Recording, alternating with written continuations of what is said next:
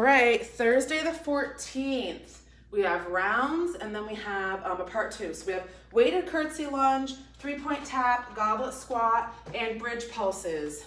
So this is what I was talking about when I was talking about skaters, our curtsy lunge.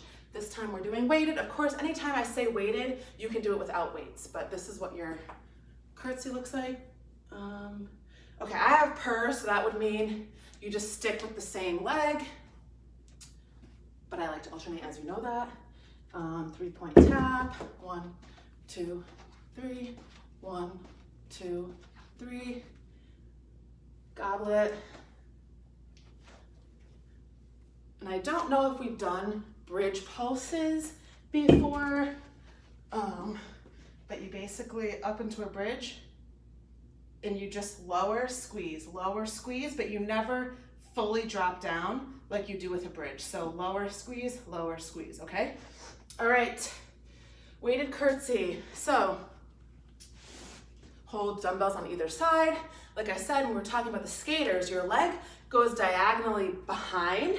In the skater, that back leg stays straight. In the curtsy, they both drop down like a 90-degree angle. Return. Leg goes diagonal behind, drop down to a 90-degree angle, return.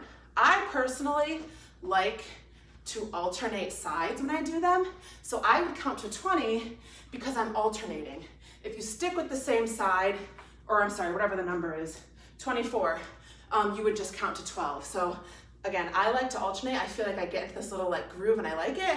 But, and if you need help, you can always hold on to a chair while you do it if you have like, balance issues. And again, you can always do it with no weight at all. So with the curtsy, really, you just look like this when you're down, like this from the front. So it's just, like I said, moving that leg diagonal behind, drop down. That's really all the curtsy is. 3-point tap. So this one seems weird because you're like, well, what exactly are you doing? But what you're doing is all the weight stays on one leg, and because you're moving direction, your core has to work to keep your body balanced, or they like to say stabilized. So your core is trying to keep balance while you're also only on one leg.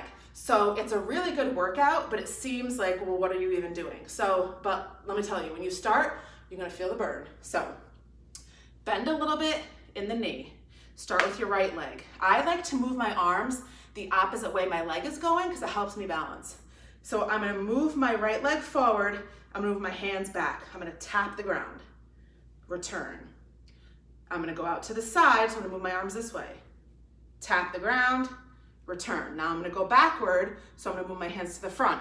Tap. 1, 1, 2, 3, 2.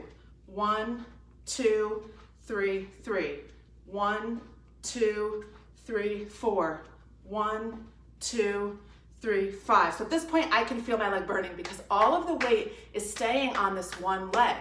Because I'm just lightly tapping. I'm never transferring. I'm not going forward. I'm not going to the side. I'm just tap, tap, tap, tap, tap, tap, okay? So like, and for me, I like to try to get a wide range. So I try to really reach forward, really reach to the side, really reach back, okay?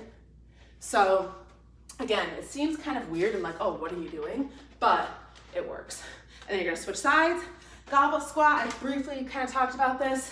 It's just a weighted squat. So I hold my weight like this, go like this, have it up against my chest, and you're just gonna squat down. If you need to, you can sit in your chair and stand up, or you can do no weight at all.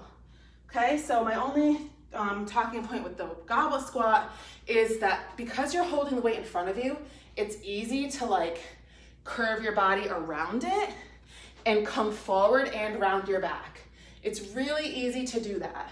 You don't want to do that. You want to I like to keep my elbows out and my back stays fairly straight as I go down, okay? So you want to do this. You don't want to do this. You don't want to hug the weight, okay?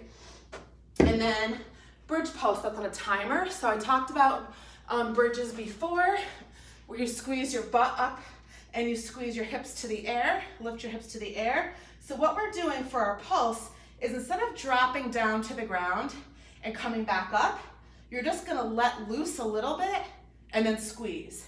Let loose, squeeze. Let loose, squeeze, but you're never actually touching the ground, okay? So you're just gonna let loose, squeeze, squeeze, squeeze. So when you're pulsing, it's basically giving you slight relief from the full-on hold without dropping out of the hold, okay? So like if we were to do squat pulses, they look like this.